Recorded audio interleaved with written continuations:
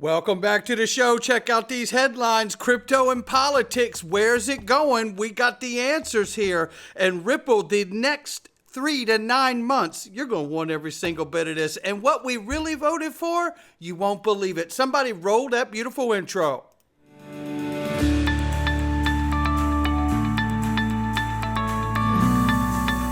Digital Perspectives with Brad Kimes. Come on in.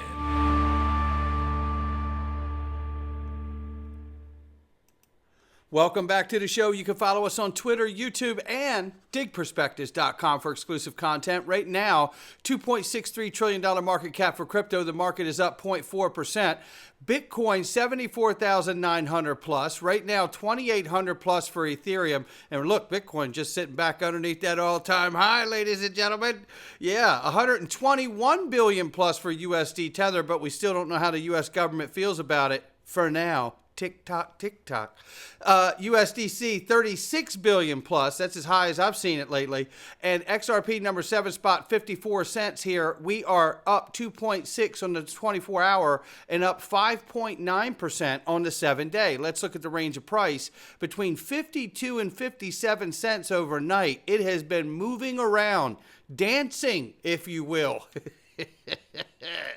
But you know what? Let's get right into this. I want to tell you about Link2 private equity, ladies and gentlemen. And let me tell you something. I know you know Ripple's on there. Did you know you can get iTrust private equity too? You can. And I told you should open an iTrust account. That is where retail investor can get guaranteed institutional custody grade storage for your crypto asset portfolio because it's an IRA. What are you waiting for? Look, and I mean Cerebras, Liquid Death, Zipline, Uphold, the list goes on and on. This is Link2, baby. Yeah. Click the link below and get started today. It is nothing to mess around with. This is the best opportunity in the world for private equity, and it is what the wealthiest 1% of the people get theirself into all the time so they can stay building wealth. This is a real opportunity. Click the link below and get started today. Let's get going here. But Harris wants a reset for crypto. Yeah, this is a reminder that we're still in the melees because of the Biden-Harris camp, right? And then Harris wanted a crypto reset. Remember Cuban pushing that narrative? Well, as it turns out, Harris is the one that got a reset. Crypto just got out of SEC jail. That's what happened there. And here it is. Happy early Christmas, crypto community. From Jeremy Hogan, from the one and only. There it is, Trump Santa Claus. Yeah, crypto voters are extremely powerful, ladies and gentlemen. Extremely powerful. So much so, given the last election back in May here, how close the last election was, I predict that this will end up being the issue that pushes swing state voters away from Dems. When will they realize Senator Warren is leading them off a cliff? Well, Massachusetts hasn't realized it yet. What a wonky state. They had an opportunity to get a real leader and they screwed it up. Shame on Massachusetts, but we're very proud of John Deaton. Brad Garlinghouse said yesterday, he said, well, this aged well. Seems like they realize it's too late to change course. This misguided anti-crypto leaders and their allies and cronies, including Senator Warren and Gary Gensler, played a key role in the red reset. He's absolutely right. And, you know, so did Sherrod Brown. And Sherrod Brown got his ass sent home. Senator Warren didn't, but you know what? Gary Gensler's going to.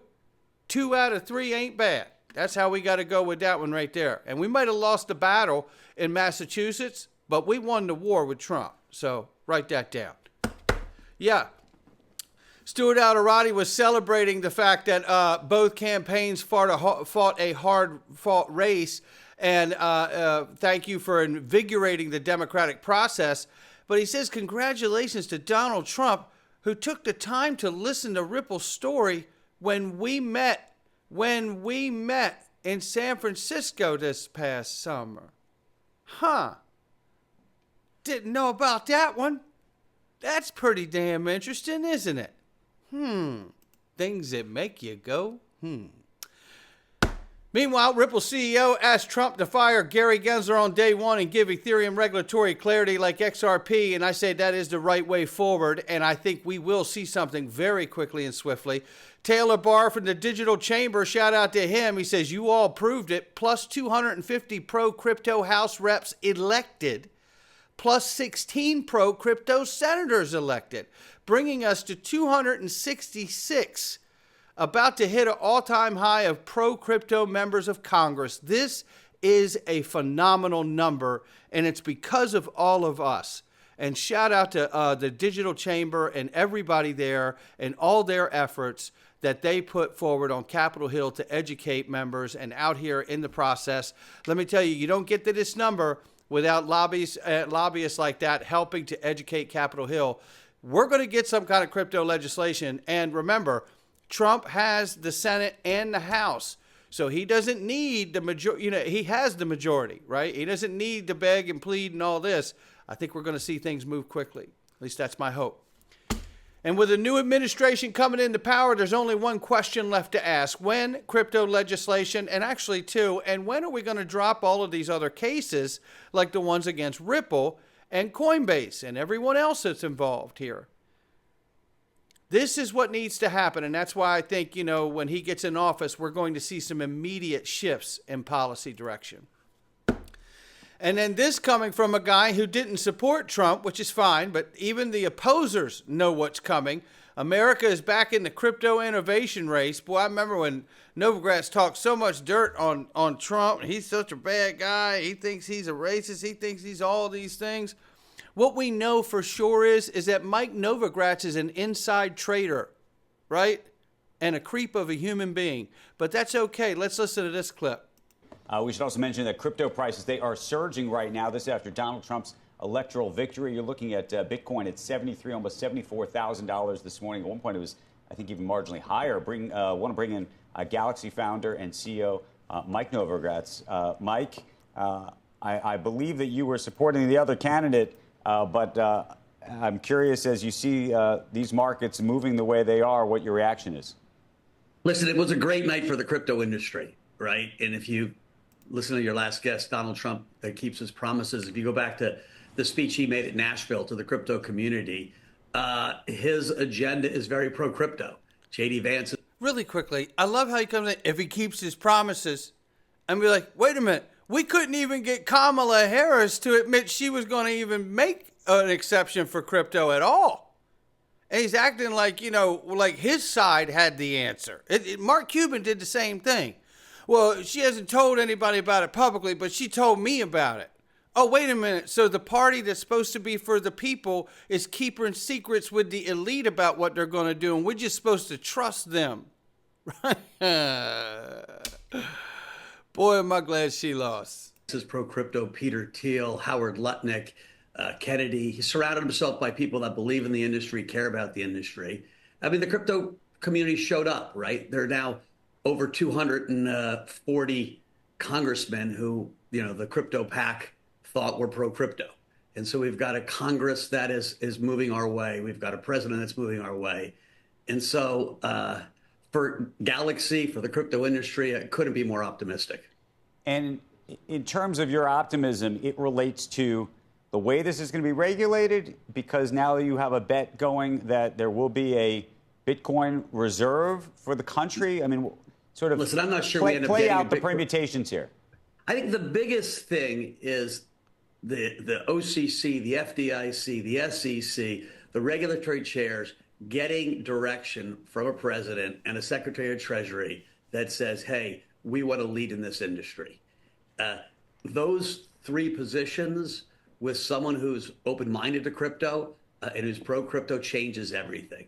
Allowing State Street and Bank of New York to custody crypto, allowing the banks to hold it on their balance sheet, will bring in billions, hundreds of billions of participants into our ecosystem. And all of a sudden, we'll start seeing decentralized systems launched and work.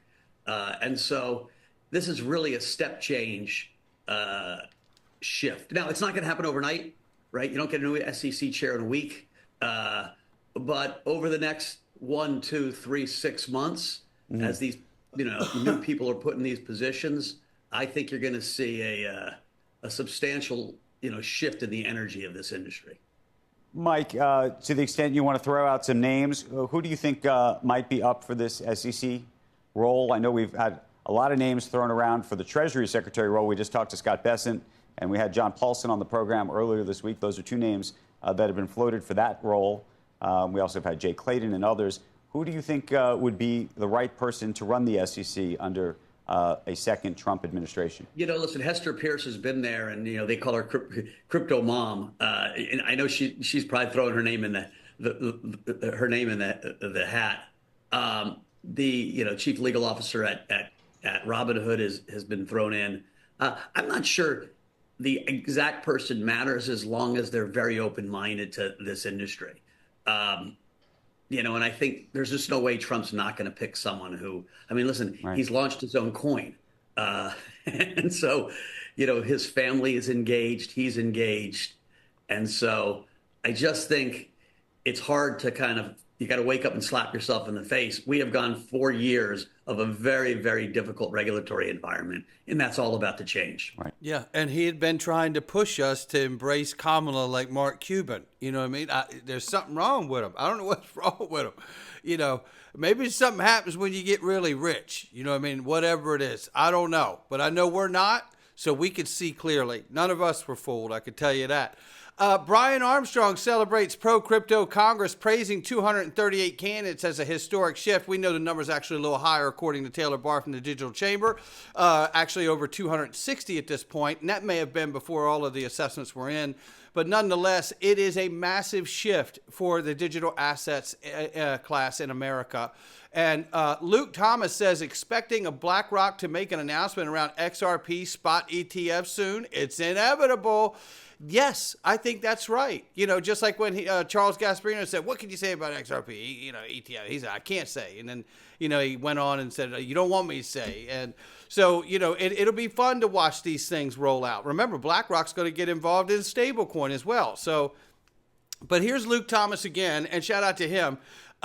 He just has some nice thoughts, so I wanted to share this. And he laid out what he believes will happen with Ripple and XRP over the next 3 to 9 months. And I think this is a great assessment. Whether he's exactly right or not, it's kind of irrelevant. But I think this is the general overview and trend of where we're going to go one way or another.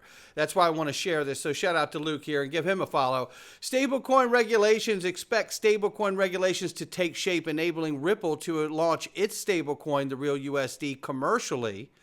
Number 2, spot ETF. Major financial players like BlackRock will likely file for XRP spot ETFs exclusively or bundled with other cryptos such as BTC, ETH, Litecoin, and Solana, as we've seen with the Grayscale Fund. And then number 3, SEC settlement. Ripple will finally resolve his lawsuit with the SEC by agreeing to substantial multi-million-dollar fine. The court currently suggesting $125 million, while Ripple initially proposed $10 million. This settlement could potentially open the door for Ripple to sell XRP directly to institutional clients. IPO plans. After the SEC settlement, Ripple is expected to announce plans for U.S. IPO, likely aiming to go public Q3, Q4 of 25. Holy moly, that would be super quick. I would love that. Number 5, bank adoption. U.S. banks will announce intentions to use XRP for cross-border payments, with at least one top 5 bank committing strongly. I love that. And I do think if we get the legislation, then why wouldn't we see something like this? Acquisitions. Following a successful IPO, Ripple could use its funds, because they'll be so liquid, to acquire other companies, expanding its product line and aggressively penetrating the multi-trillion-dollar real-world asset market. Now, I love this because I do believe a successful IPO would give them the deep liquidity to do exactly this. So I think this is so spot on. In addition to the quadrillion-dollar derivatives market, yes, indeedy. Crypto regulate, and when you tap into a market that deep and you really become successful serving that market, that's how you move, in my mind, from XRP proving its case as a payment token and then ultimately making the case over time as a bridge currency. But we'll see. Crypto regulations. With crypto regulations established, expect 60 to 80% of cryptos, especially meme coins, to fade away from the market, with the investment diverted to utility cryptos that solve real problems in both enterprise and financial institutions. I think this is really well pointed out here. as you see utility take off in this market, which largely has been absent because other than just moving a payment without using a bank or Venmo is really the excitement of it, and everything else has been speculative. So I think this is a major step forward when we get there, and you will see a distinguished difference between the meme coin market and the utility coins that exist in the space. This is not a zero-sum game, and there will be opportunities for other utility tokens such as XDC, VET, Algo, eGold, HBAR, and DeFi and smart contract apps. I believe that as well. It's a multi-chain world after all, right? And then banking services. Many banks will likely begin offering crypto custodial and trading services. Hello. Allowing Gen X and boomers to manage crypto within their bank accounts and mobile smart wallets, and that will be a real deep-seated move in adoption. Swift Partnership may collaborate with RippleNet, joining the XRP Ledger ecosystem to facilitate cross-border payments and real estate tokenization, and we know for a fact that Ripple is already working in conjunction with Swift and Citi. So this is hugely exciting to see that continue to develop. And then here you see the evolving landscape of central bank digital currencies, stable coins, crypto fiat currency could see Ripple emerge as a key player given its deep involvement in global CBDC pilots, its own stablecoin, the real USD, and significant holdings of XRP as a universal bridge currency. I think this is spot on too. And it goes right with the timeline of adoption of how he's laid these different waves of progress in order here. So with Ripple's vast international business, it will be well positioned to become the first double-digit trillion-dollar company once U.S. crypto regulations are in place. The SEC settlement will boost XRP's value, benefiting pre-IPO holders and positioning Ripple as a dominant force in finance. With both software sales, XRP holdings driving growth. Congrats to XRP holders. Patience has been a virtue after nearly 4 years of hell with the SEC. Grad Crypto says good thread, and I do too. Shout out to Luke for that. I think that is a lot to take in, but I tell you what, I love the overview. I really do. And is every single thing correct? I don't know, but I think it's just about as great of an assessment of the next 3 to 9 months as anybody could offer. And reminding everyone again, as crypto voters, we did change the game this year. We did flip the script. Remember, we also set a record all-time high for the most money dedicated to lobbyists and PACs, super PACs, over $200 million. So when you get legislation, don't think we finally did it. Think the money did it, because that's how it really works. And there's a call for Bitcoin to go to $100,000 before the inauguration in January. So over the next 2 months, ladies and gentlemen, we could see Bitcoin at 100K. And I love that. If you remember, Grad Crypto offered worst case scenario. Bitcoin hits 100K. XRP could reach $4.43 when the altcoin moves and gets its turn to move. This is the stuff we could be looking at. 200K, we could see $8. Now, that's worst case scenario. He's offering a look at what could be the worst case scenario. These numbers could be even better, right? Depending how hard the altcoin market moves and what are all the factors at the time when it does, if it should do it all. But looking at this, Dark Defender, you know I got to bring Grad Crypto and Dark Defender in on this one here. Look at where these breakouts happened in history's past, or in the past here, right? RSI levels down low like this, right? You can see what happens when you get these crosses that happen as well. And look here, you can see where the waves are. In the macro of all of this, we still haven't seen that giant leg move. We ain't seen it, but we're getting closer. He says XRP tried to break the orange support, which is this line right here, since July 23, while standing above the blue support, which has been really serving over time. We just need to sit back and keep watching. The weekly RSI has just signaled to green. So head on a swivel, ladies and gentlemen. Head on a swivel. This is going to be really fun to watch. Now we're going into the Freedom Zone, and I encourage you to come in with me today because I'm going to show you what I believe you really voted for. And even if you didn't, I think you'd be wise to find out what you've actually gotten, whether you voted for it or not. And I think you might be happy with the outcome. We're going into the Freedom Zone, not financial advice from me or anyone else. Go to digperspectives.com. Click the Freedom Zone for next to nothing. It's a great way to support the channel, and we're super grateful for all of you. And if you choose not to join the Freedom Zone, then you can hit the like and subscribe and share this with somebody that you know and love. So that's going to do it for me. We'll see you inside. Come on in.